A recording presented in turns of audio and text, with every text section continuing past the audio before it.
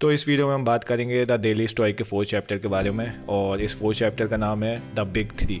और जो ये बिग 3 है ये है परसेप्शन, एक्शन एंड विल।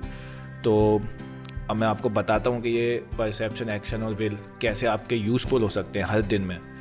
तो अभी जो आपका प्रेजेंट है ना, उसमें आपको जो है अपने परसेप्शन को जो है कंट्रोल में रखना है। मतलब जो आपकी जजमेंट है ना, उसको चेक करते रहना, उसको कंट्रोल में रखना है। ये नहीं कि आपने कुछ भी देखा और तुरंत ही जजमेंट दे दी अपनी, और अपने एक्शंस को जो है उसके प्रॉपर डायरेक्शन में ले जाना है। जब आपका परसेप्शन सही होगा तो आपके एक्शन वैसे भी अच्छे ही सीधे डायरेक्शन में जाएंगे, प्रॉपर डायरेक्शन में जाएंगे।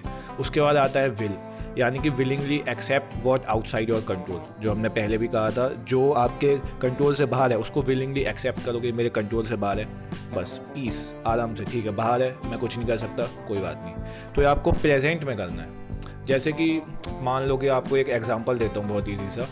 आपने किसी को देखा, आप कोई ना एक कुत्ते को थोड़ा सा मार रहा है या फिर थोड़ा बहुत उसको तंग कर रहा है, ठीक है, तो आप सीधा अपना जजमेंट दे दोगे, आप सीधा अपना परसेप्शन बता दोगे कि यार वो बुरा है, वो उसको मार रहा है, ठीक है। फिर आपका एक्शन भी उसी तरीके से होगा, आपका एक्शन भी जो है डायरेक्टेड नहीं होगा।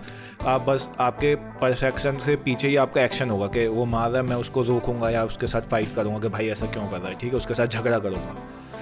उसके बाद जो है ये हो गया आपका। लेकिन अगर आप, क्या पता, मतलब अगर आप पहले पूरी चीज़ें चेक करें, क्लियर करें कि भाई क्यों मार रहा है, क्या हुआ, उसके बाद आप अपना जजमेंट दें उसको, आप अपना परसेप्शंस रखें उधर।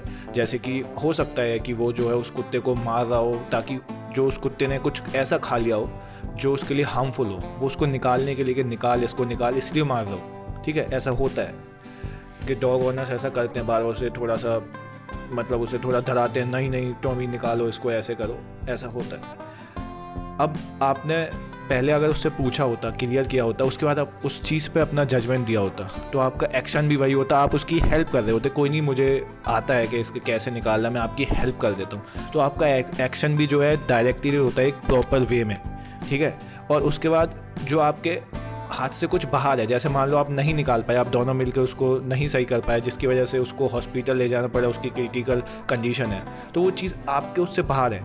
आपने सब कुछ किया जो आप कर सकते थे, अब उसको विलिंगली एक्सेप्ट करो, ठीक है भाई ये हो गया, ये मेरे कंट्रोल से बाहर है, मैं कुछ नहीं कर सकता इस चीज़ में। वो वहाँ पे जो है अब एडमिट है, तो अब मैं ऐसे प्रे कर सकता हूँ, कुछ नहीं कर सकता, वो मेरे कंट्रोल से बाहर है, मैंने सब कुछ किया, हम दोनों ने मिलकर सब कुछ किया जो हम कर सकते थे।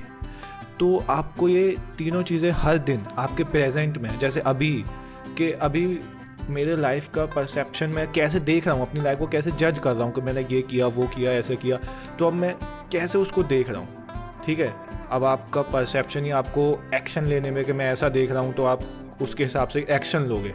आपके एक्शन फिर अगर आप सही तरीके से देख रहे होंगे, समझ रहे होंगे, उस तरीके से आप जजमेंट बनाओगे उस टाइम पे, तो आप एक्शन भी अच्छे लोगे। और उसके बाद भी अगर एक्शन ले रहे हो, तो जो आपके आउटसाइड है, जो आपको मतलब आप उसका कुछ नहीं कर सकते हो, जो आपके कंट्रोल से बाहर है, उसको छोड़ दो, विलिंगली एक्सेप्ट करो कि यार मेरे कंट्रोल के बाहर है, मैं इसमें कुछ नहीं कर सकता, लेकिन मैं अभी यहाँ पे इसलिए एक्शन जरूर ले सकता हूँ। तो ये था इस 4 चैप्टर का मतलब। और आई होप कि जो आप पिछले भी अगर वीडियोस हैं, अगर उसमें भी आपको देख के आप उन चीज़ों को अप्लाई कर रहे होंगे। उसमें एक ये भी है कि नॉलेज इज़ फ्रीडम।